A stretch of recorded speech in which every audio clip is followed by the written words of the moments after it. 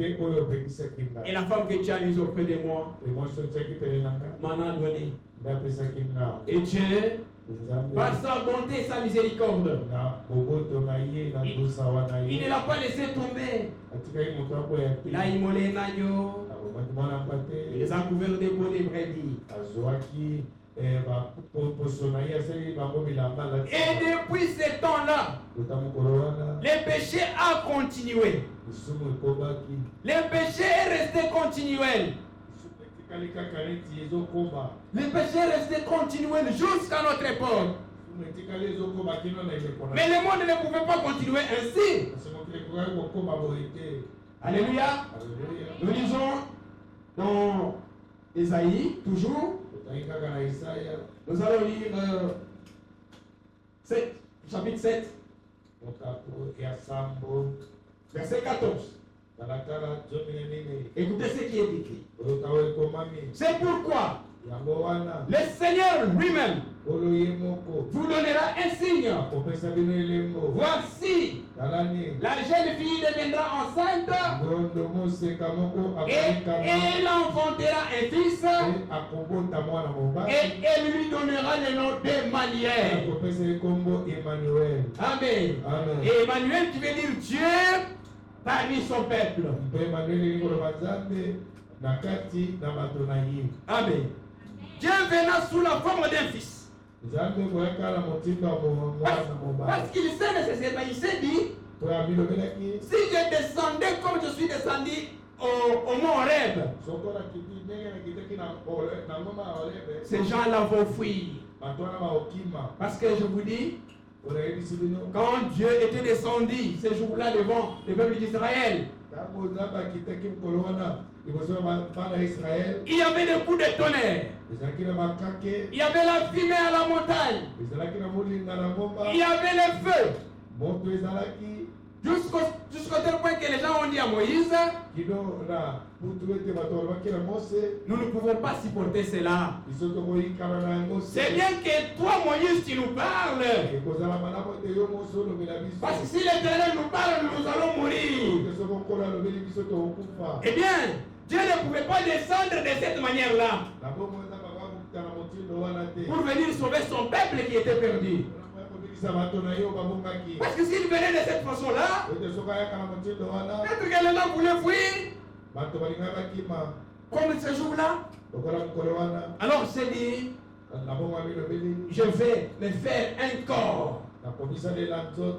Voilà pourquoi ici il est écrit que la jeune fille deviendra enceinte. Et cette écriture s'est accomplie dans le Nouveau Testament, où nous avons vu la jeune fille vierge devenir enceinte. Et cette jeune dame a donné naissance à un enfant, à un fils, qui est appelé du nom de Jésus. Alléluia. Le Seigneur Jésus. La Bible est tellement claire. Écoutez ce qui est écrit. Ésaïe chapitre 9, verset 5. Ésaïe 9, 5. Car un enfant nous est né, et un fils nous est donné, et la domination reposera sur son épaule. On l'appellera admirable, conseiller, Dieu puissant, Père éternel, Prince de la paix. Amen. Un enfant qui devrait être né, mais avec plusieurs dominations sur lui. La Bible dit que la domination reposera sur son épaule. L'enfant là sera appelé admirable. L'enfant là sera appelé conseiller. Et l'enfant sera appelé Dieu puissant. L'enfant lui-même sera appelé Père éternel. L'enfant sera appelé prince de paix. Mais qui est cet enfant en qui la domination est sur son épaule? Qui est-il? Disons. Matthieu chapitre 1.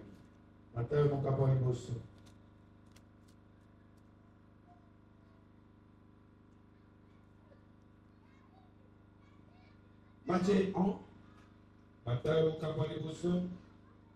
Verset. Je commence au verset 20. Comme il y pensait, voici un ange du Seigneur lui apparaît en songe et dit: Joseph, fils de David, ne crains pas de prendre avec toi Marie ta femme, car l'enfant qu'elle a conçu vient du Saint-Esprit. Elle enfantera un fils. Et tu lui donneras le nom de Jésus. C'est lui qui sauvera son peuple de ses péchés. Amen. C'est cet enfant-là qui sauvera son peuple de ses péchés. Mais qui est cet enfant? Car à sa naissance, il y a déjà un peuple. Mais je vous dis, ce n'est pas un enfant ordinaire. Cet enfant, c'est le Seigneur lui-même qui est venu dans le monde pour sauver son peuple. Amen. Oui, c'était Dieu lui-même. Comme il avait promis, il viendra lui-même pour sauver le peuple. Voilà, il s'est frayé un chemin. La Vierge a conçu. Et cette Vierge a donné naissance à un fils. Et cet enfant était appelé Jésus. Aujourd'hui, je vais vous dire, vous cherchez à connaître qui est Dieu. Vous cherchez à connaître qu'est-ce qu'il était.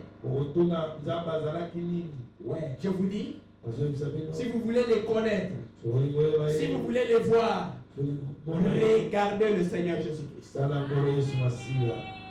C'est pourquoi le frère nous a prêché une prédication intitulée Tournez le regard vers Jésus.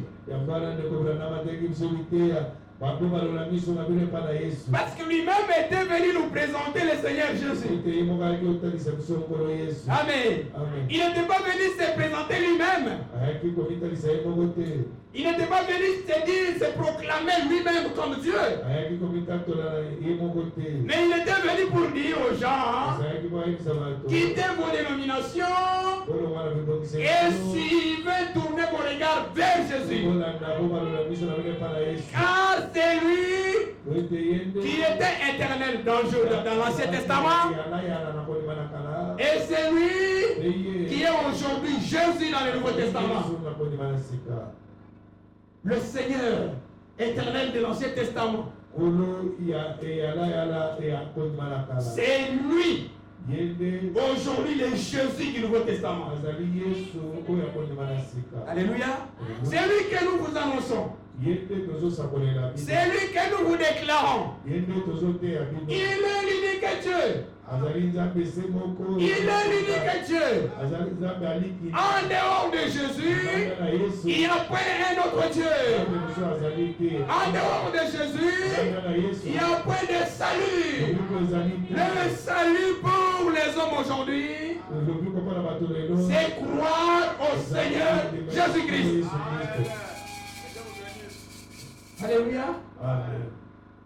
Pour avoir le salut aujourd'hui, croyez au Seigneur Jésus-Christ. Et aussi, Croyez toute parole écrite dans les Saintes Écritures. Car aujourd'hui, il y a eu des hommes qui se sont infiltrés. Les hommes qui se sont infiltrés, qui sont entrés, ils sont venus sous forme de prédicateurs, mais qui ne prêchent pas exactement ce qui est écrit dans le Saintes Écritures. Ceux-là, ce sont les serviteurs d'iniquité. Parce qu'ils ne confirment pas ce que la Bible dit. Alléluia. Aujourd'hui, ils doutent que le Seigneur Jésus-Christ n'est pas Dieu. Mais ils ont puisé ça où? Ils ont dans 1 Jean. 1 Jean, chapitre 5.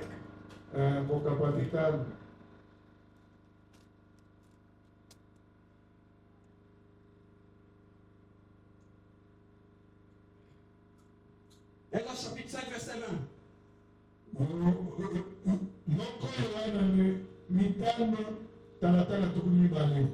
Nous savons aussi que le Fils de Dieu est venu et qu'il nous a donné l'intelligence pour connaître les véritables. Et nous sommes dans les véritables en son Fils Jésus-Christ, c'est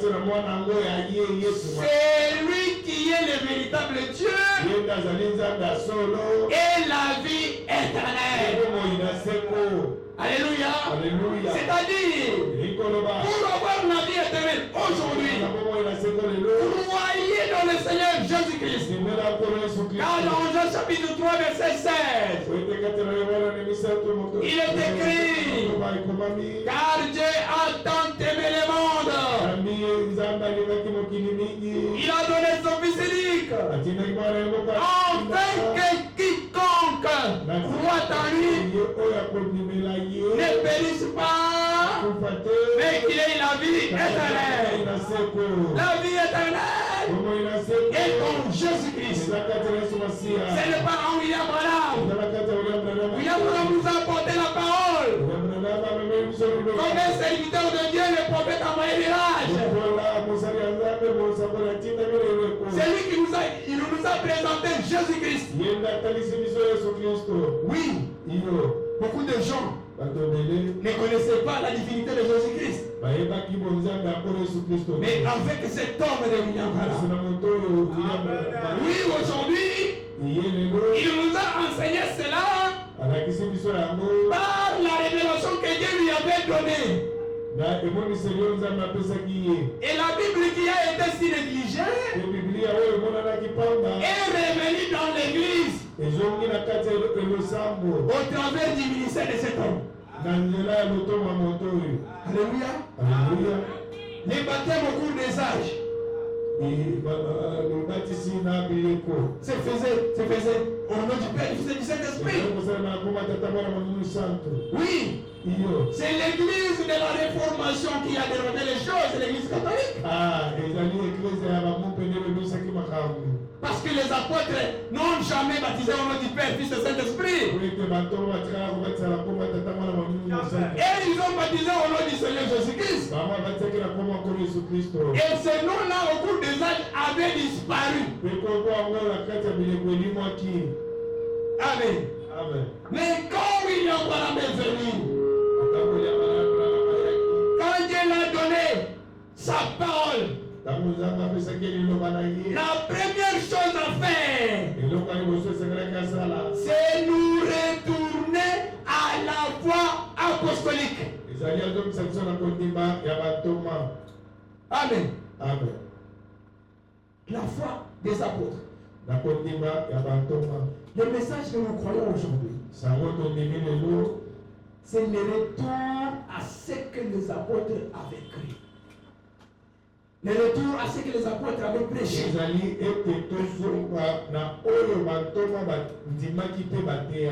Ce n'est pas une nouvelle doctrine qui s'est ajoutée. C'est la même doctrine que notre Seigneur a laissée aux apôtres. Qui a été piétiné au pied au cours des âges. Mais à la fin des temps, le Seigneur nous l'a ramené dans l'église. Car c'est en ces temps que le Seigneur achèvera son œuvre. Et Dieu ne va pas achever son œuvre avec les faussetés. Non. Dieu achèvera avec ceux qui sont rentrés à la foi apostolique. Amen. C'est ça. C'est celui-là, celui qui croit ainsi, c'est celui-là qui sera sauvé. Vous attendez l'enlèvement? Retournez à ce qui a été écrit. Tout ce que nous pouvons dire doit sortir des Saintes Écritures. Doit sortir des Saintes Écritures. Tout ce que nous devons prêcher doit tirer ses origines dans les Saintes Écritures. Et si quelqu'un venait, vous prêchez ce qui n'est pas écrit, ne le recevez pas, parce qu'il est un homme maudit. Oui, c'est vrai. Cela c'est écrit dans Galates chapitre 1er. Nous lisons verset 6. La Bible dit, je m'étonne que vous vous détournez si promptement de celui qui vous a appelé par sa grâce.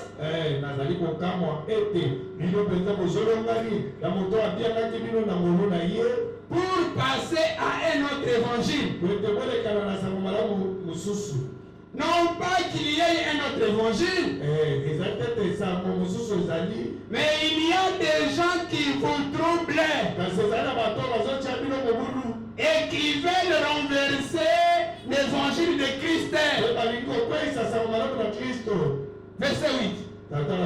Mais quand nous-mêmes, quand un ange du ciel annoncerait un autre évangile, et celui que vous avez prêché, qu'il soit anathème. Amen. Qu'il soit maudit. Car l'évangile que les apôtres ont prêché, c'était l'évangile du Seigneur Jésus-Christ. Et Paul lui-même le déclare. Même si c'est moi, Paul, qui est venu devant vous, et si je vous annonçais un autre évangile, il fera que j'ai déjà prêché ici, que je sois maudit. Il le dit aux Galates. C'est-à-dire qu'il était sérieux. Il parlait poussé par l'esprit. Parce qu'il savait que les gens viendront qui ne seront pas serviteurs de Jésus-Christ en réalité, mais qui viendront pour séduire le zélie de Dieu.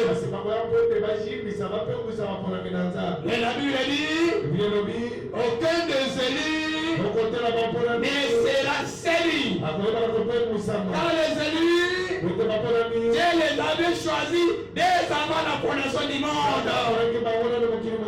Et la parole qu'ils ont crue, c'est ce que Dieu déjà avait préparé pour eux. Amen. Sentez-vous heureux? Parce que vous écoutez la parole véritable. C'est ça. Nous devons nous réjouir. Parce que nous ne confondons pas les choses. Et cela, c'est une grâce que Dieu nous a faite. C'est pas tout le monde qui a reçu cette grâce. Il y a beaucoup de gens dans ce monde. Mais pourquoi seulement toi? Vous ne vous posez pas la question. Pourquoi seulement vous? Pourquoi c'est vous qui a été sensibilisé de venir écouter. Pourquoi toi, tu as écrit là où il y a la bonne parole? Alors que dans le message aujourd'hui, il y a plusieurs tendances. Il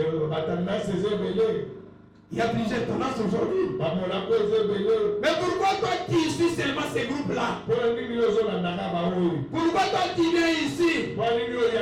Laisse-moi te dire, et parce que toi tu as été prédestiné. Toi tu as été prédestiné à être sauvé. À être sauvé. À l'enlèvement.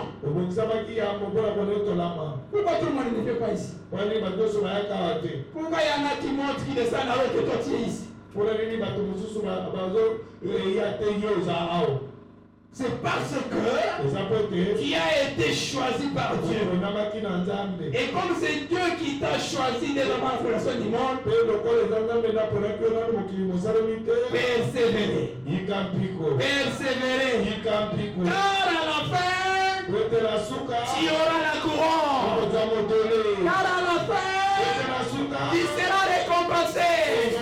La récompense ne viendra pas dehors. Et la récompense viendra de Dieu lui-même. Et quand il viendra, tu seras béni. Ce jour-là, il partira avec toi. Oui, c'est sûr. Il va te prendre. Et tu vas partir. Le Seigneur Jésus, c'est lui qui nous a sauvés. C'est lui le Dieu véritable. Et la vie éternelle.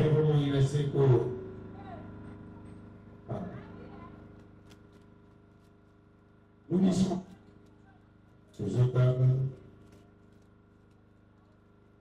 Connaissez. Chapitre 1er, verset 12.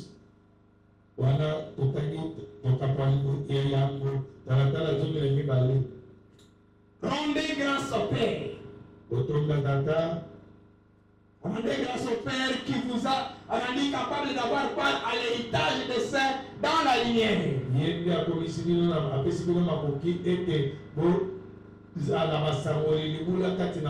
Qui vous a délivré de la puissance des ténèbres et vous a transporté dans le royaume du Fils de son amour, en qui nous avons la rédemption,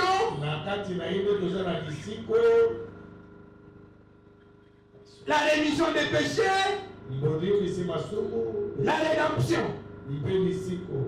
Je vais dire le verset 14. En qui nous avons la rédemption, la rémission des péchés. Verset 15. Il est l'image du Dieu invisible. Amen.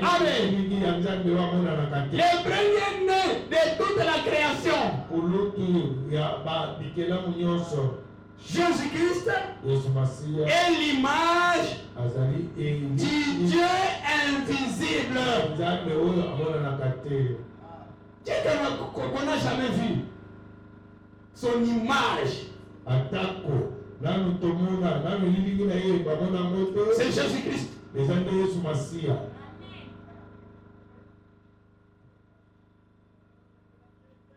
Il est venu sur la terre sous la forme humaine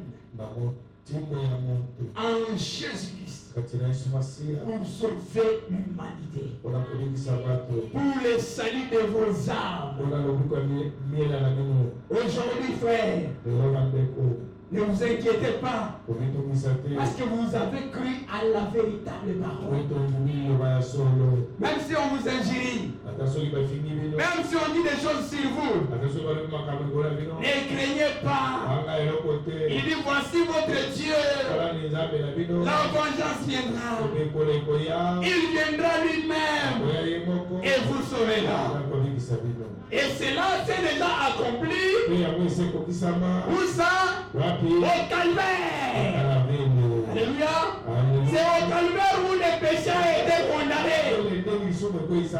C'est au calvaire où Jésus a piétiné les péchés. Et là, il a dit, Père, tout est accompli. Le salut était accompli à la croix. Ta maladie a été guérie à la croix. Tu es libre. Tu es sauvé. Alléluia. Tu n'es plus comme tout le monde. Toi, tu es privilégié de l'Éternel. Tu es privilégié de Dieu. Car à la croix, tout était accompli. Amen. Aujourd'hui, le même Seigneur qui était avec les apôtres, qui a marché avec Frère Branham, c'est le même que nous vous prêchons ce soir. Là où il est appelé en vérité, il vient. Voilà pourquoi il est écrit que là où il y a 2 ou 3 qui se réunissent en son nom, il vient au milieu d'eux. Il est là. Dieu ne veut pas que vous soyez des multitudes pour qu'il vienne répondre à lui, il suit le programme que vous lui avez donné. Que vous soyez une seule personne, que vous soyez 2. Si c'est déjà l'heure où vous lui avez dit que nous allons nous rencontrer, il est déjà là. Et il vient avant tout le monde, il vous attend. Alléluia. Il vient vous attendre. Le Seigneur de gloire. Bien-aimé, ne vous sous-estimez pas. Regardez le Dieu éternel. Il a créé le ciel et la terre. Il a créé les eaux.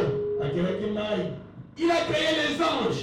Mais regardez ce Dieu-là dans sa grandeur.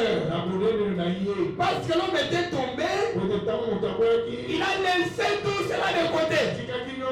Il est descendu pour venir te sauver. C'est-à-dire que tu es trop cher. Alors, l'âme coûte trop cher. Ton âme est chère, frère. Ton âme est chère, ma soeur. Ne te sous-estime pas.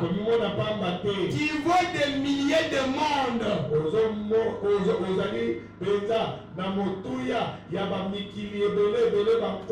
Oui. Tu n'es pas comme tout le monde. Tu es fils du Très-Haut. Tu es fille du Très-Haut. Le Seigneur de gloire. Le Seigneur Jésus-Christ. Il dit, au verset 16, il dit, car en lui ont été créées toutes choses qui sont dans le ciel et sur la terre, les invisibles, les visibles et les invisibles. Trône, dignité, domination, autorité, tout a été créé par lui et pour lui. Amen. C'est lui qui a créé toutes ces choses.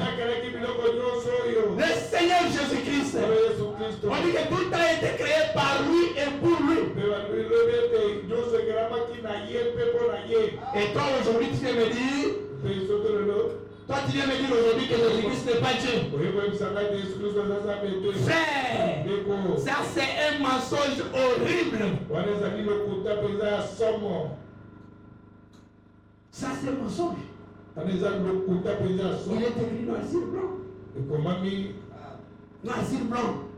Que c'est lui qui a créé l'indignité. Qui a créé les dominations. Qui a créé les autorités. Qui a créé toutes les choses qui existent. Et tout a été créé par lui et pour lui. Au verset 17, il est écrit: il est avant toutes choses, et toutes choses subsistent en lui. Il est la tête du corps de l'église. Il est le commencement, les premiers nés d'entre les morts, afin d'être en tout les premiers. Il veut être les premiers en toutes choses. Dans notre vie, dans ce que nous faisons, il veut avoir la première place. Ce n'est qu'ainsi que vous serez bénis. Donnez à Dieu la première place. Et toute autre chose, ça viendra. Il est écrit dans Matthieu, chapitre 6. Écoutez. Je suis au verset 26. Regardez les oiseaux du ciel. Ils ne sèment ni ne moissonnent. Et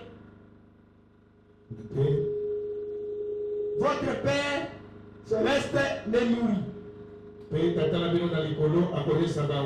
Ne valez-vous pas beaucoup plus que? Qui de vous, par ses inquiétudes, peut ajouter une coudée à la durée de sa vie? Et pourquoi vous inquiétez-vous au sujet des vêtements? Considérez comment croissent les listes des champs. Il ne travaille ni ne fit.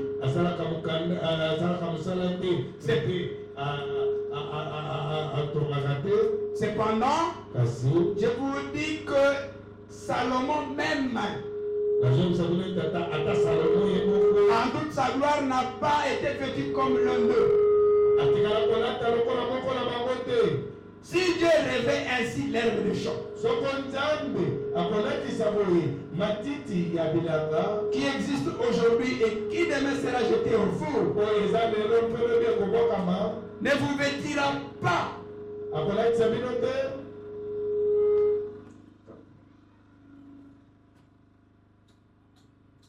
Si Dieu revêt ainsi l'herbe de champ,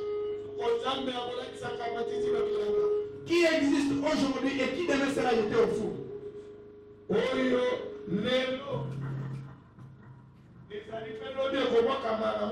ne vous vêtira-t-il pas à plus forte raison, gens de paix de foi?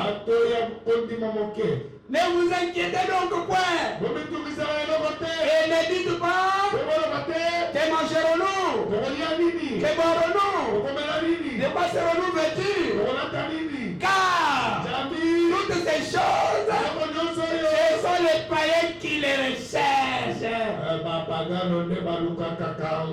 Votre Père céleste c'est que vous en avez besoin. Mais écoutez le verset 33. C'est que vous devez faire. Il dit: cherchez premièrement les royaumes des cieux et la justice de Dieu.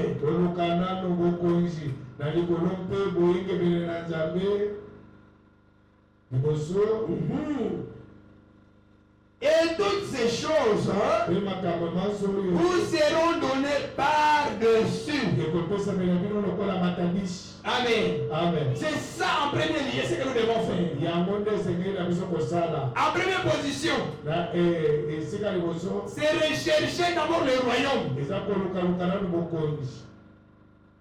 Et quand vous les trouvez, toutes ces autres choses, Dieu vous donnera. Dans le royaume de Dieu, nous y naissons.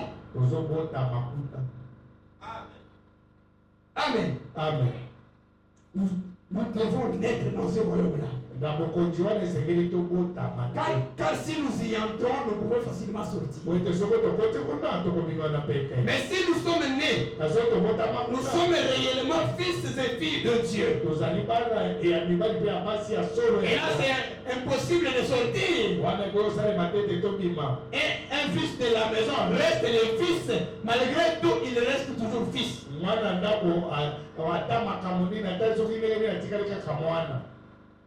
Il ne sera pas étranger. Même s'il est parti. Le soir, quand il revient, il rentre chez eux. Car il sait que je vais chez mon père. Je vais chez ma mère. Même s'il a vraiment agi, il sait qu'on peut me payer, c'est vrai. Mais si je fuis, il est parti où? Comme ça, je l'ai. C'est comme ça que nous sommes avec Dieu. Nous, quand nous naissons dans le royaume, nous devenons fils et filles de Dieu. Et dans la marche avec Dieu, nous pouvons trébucher. Mais quand nous reconnaissons notre position de fils,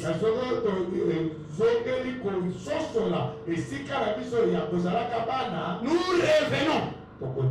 Nous rentrons et nous nous répandons. Nous demandons pardon. Père, pardonne-nous. Nous avons trébuché.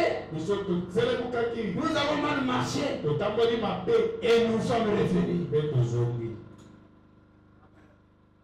C'est ça ce que Dieu attend de nous. Parce que lui est notre Père. Comme il est Père, il accueille ses enfants. Voilà pourquoi nous devons tout faire pour y naître.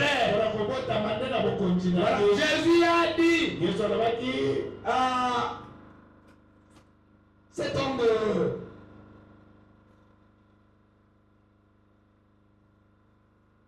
c'est Corneille, je crois, pasteur. Il a dit, si quelqu'un est de Dieu, et pas Nicodème. C'est Nicodème. Là, on peut lire, c'est dans Jean. Jean 3. Disons.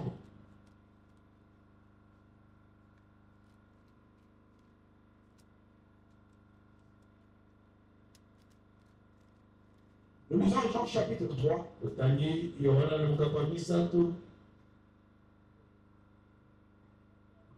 Le verset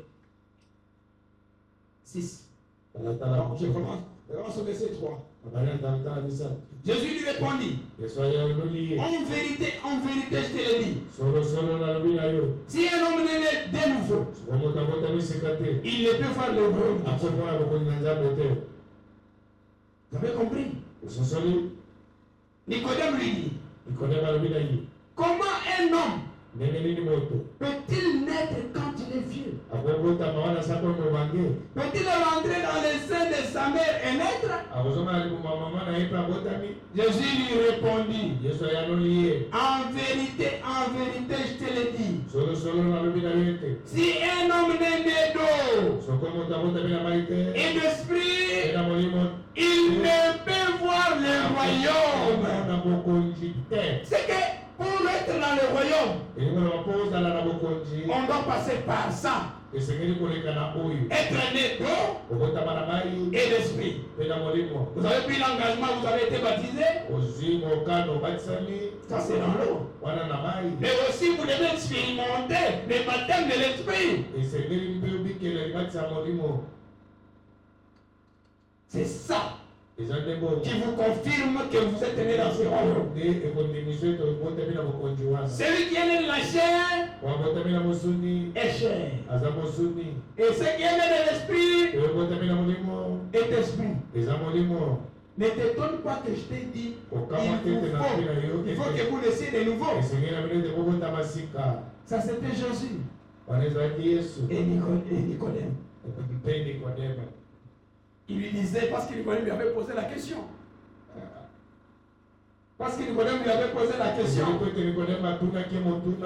Écoutez, la question était la suivante. Il y a un homme d'entre les pharisiens nommé Nicodème, un chef des Juifs, qui vint à lui et lui dit, Rabbi, nous savons que tu es un docteur venu de Dieu. Car personne ne peut faire ces miracles que tu fais si Dieu n'est pas avec lui. Et Nicodème lui dit au verset 4. Non, verset 3. Jésus lui répondit. En vérité, je te le dis. Si un homme n'est né d'eau, voilà la réponse à sa question. Parce qu'il demandait, quelqu'un ne peut pas faire ça s'il n'est pas envoyé de Dieu. C'est là que Jésus intervient pour lui dire, si quelqu'un est né d'eau et d'esprit, s'il n'est pas né de nouveau, il ne peut voir le royaume. Voilà. C'était ça. Maintenant, nous aujourd'hui, qu'est-ce que nous devons faire? À notre tour aussi, après avoir pris l'engagement d'être baptisé dans l'eau, c'est qu'ici c'est le baptême de l'esprit. Et c'est là, c'est obligatoire dans la maison de Dieu.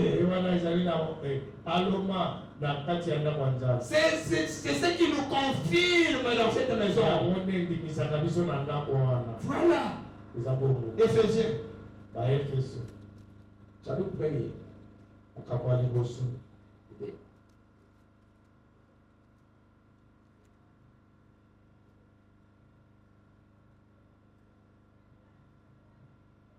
Verset 3. Béni soit Dieu, le Père de notre Seigneur Jésus, qui nous a bénis de toutes sortes de bénédictions spirituelles dans les lieux célestes en Christ. En lui, Dieu nous a élus 2 ans avant la fondation du monde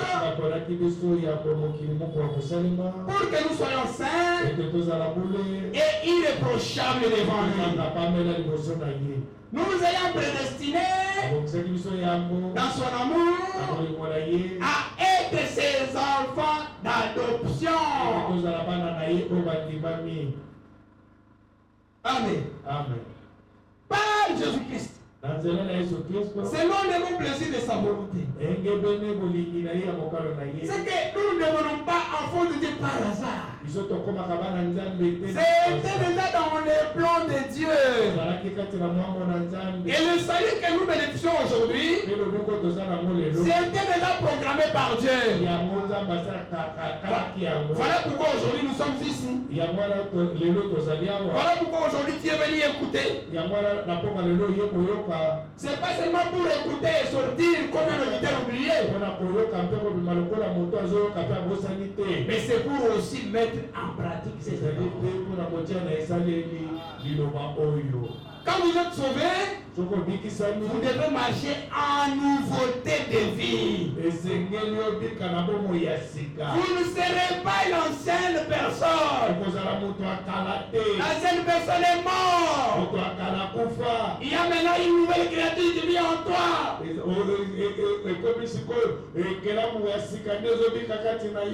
es devenu un homme nouveau. Et tu vis la vie de Dieu. Et tu pratiques les œuvres que Dieu avait déjà préparées pour toi. Pour que tu les fasses. Et tu les fais aujourd'hui quand tu as cru. Ce ne sont pas les œuvres imaginaires. Non. Ce ne sont pas les œuvres des ténèbres. Mais ce sont les œuvres que Dieu lui-même avait déjà préparées.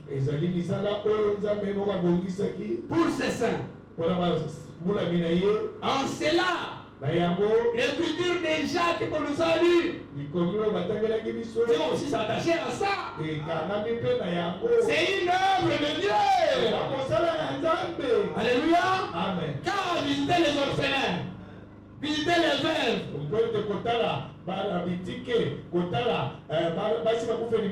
C'est ça la bonne religion. La religion pire. Sans âge. C'est cette religion-là que les pères cherchent. Voilà pourquoi il est écrit. Elle vient. Elle est déjà venue.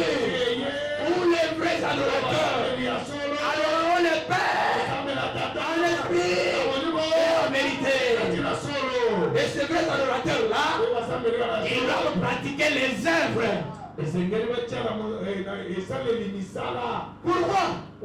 Ils ont reçu un nouveau cœur.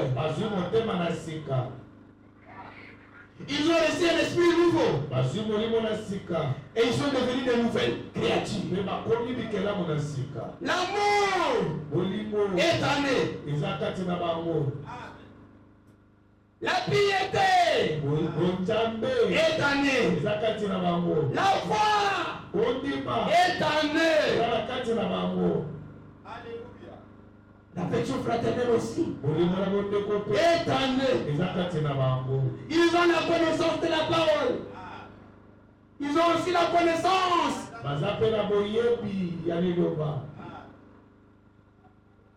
Ils ont aussi la vertu. Ce sont ces choses-là, ils se font dans l'homme qui est converti et réellement dans son cœur.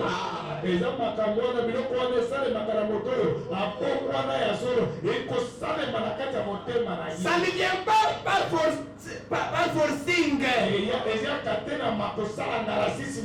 C'est pas des choses qu'on force. Ça vient de soi.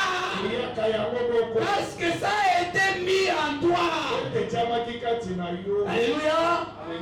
C'est Dieu lui-même qui les a mis. C'est Dieu qui l'a donné. Quand tu es converti réellement, ces choses-là, tu dois les voir dans ton cœur. C'est ça. Continue aussi.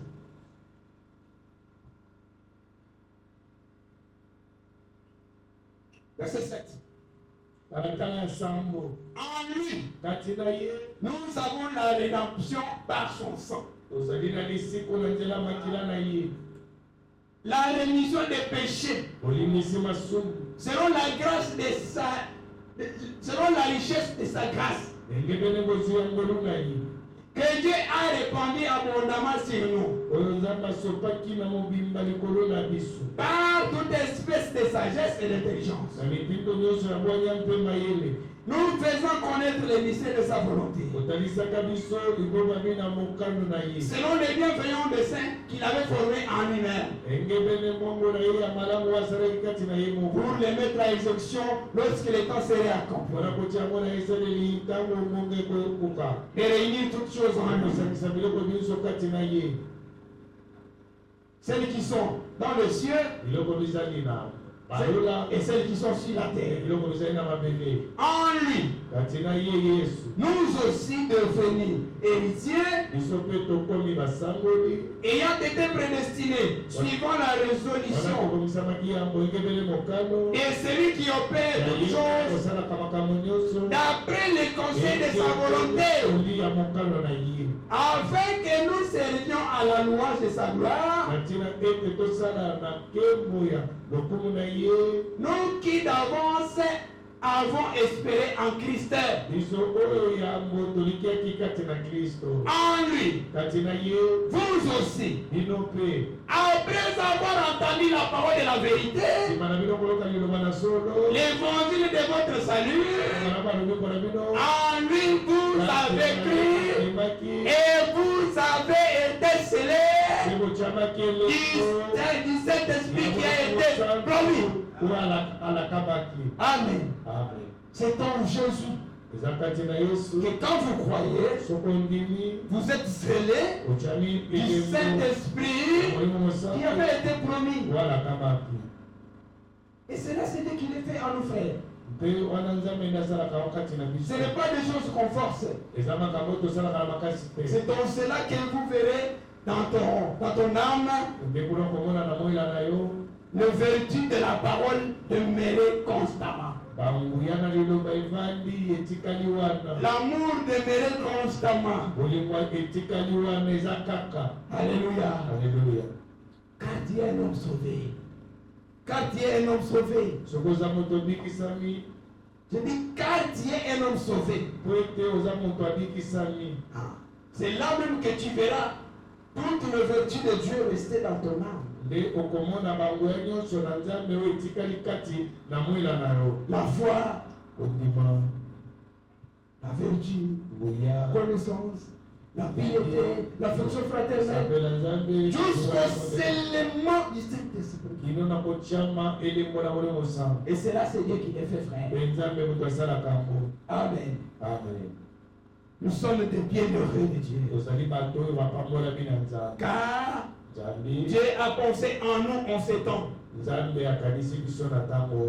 Dieu a pensé en nous en ces temps. Nous sommes en train de chiter. Je lis Hébreux chapitre 1er. Verset 1. Après avoir autrefois à plusieurs reprises parlé à nos pères par les prophètes,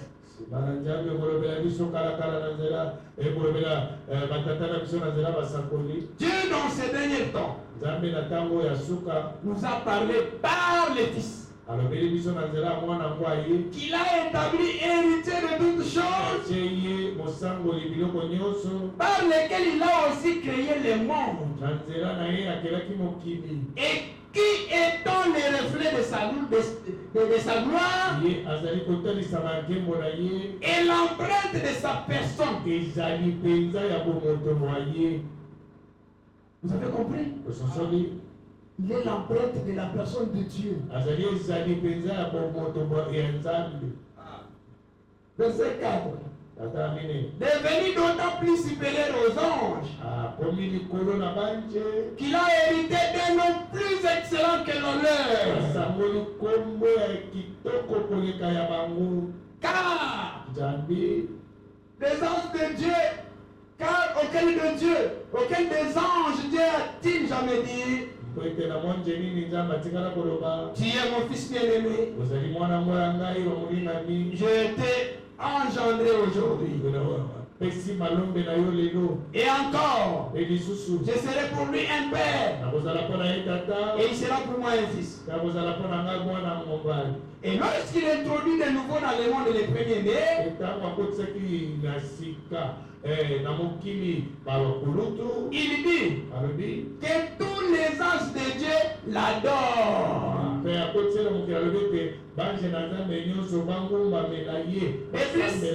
De plus, il dit des anges, c'est lui qui fait de ses anges devant et de ses serviteurs une flamme de feu.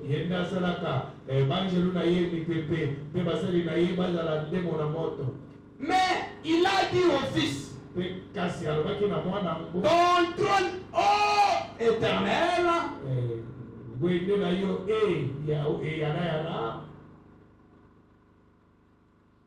ton trône, ô Dieu éternel, est éternel.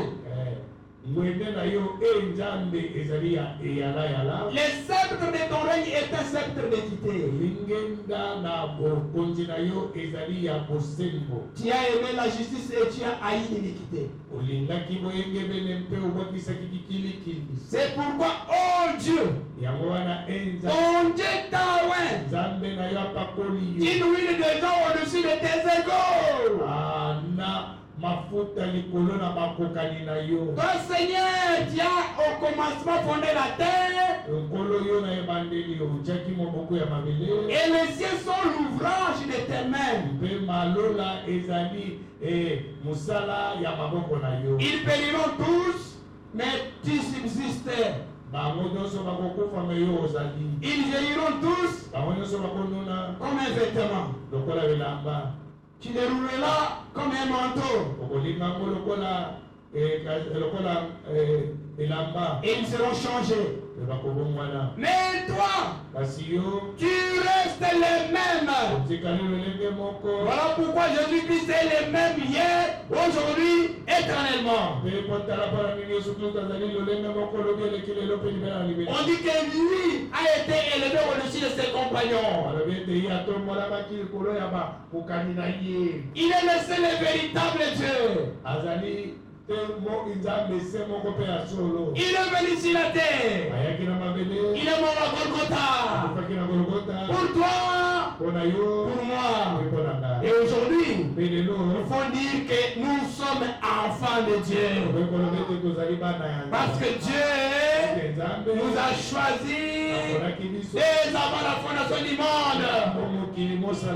Amen, amen. Et croyez les bien-aimés, vous n'êtes pas les moindres, mais vous êtes les bien-aimés de Dieu. Vous êtes les héritiers des promesses de Dieu.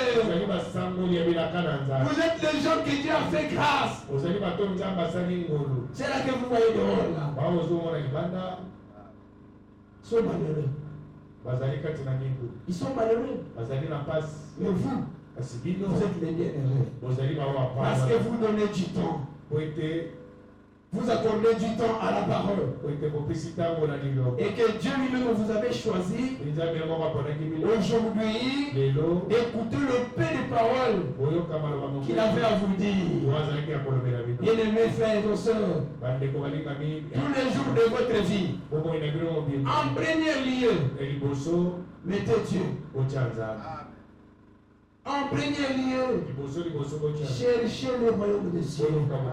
Et toutes les choses restantes là, il vous les donnera par-dessus.